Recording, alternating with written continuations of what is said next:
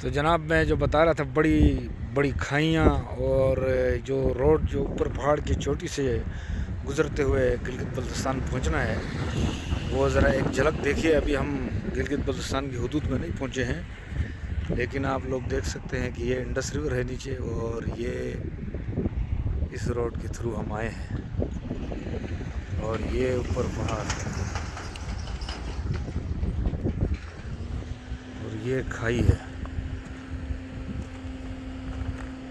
عجوبہ road دنیا کے عجوبہ ترین روڈوں میں سے نیپال. یہ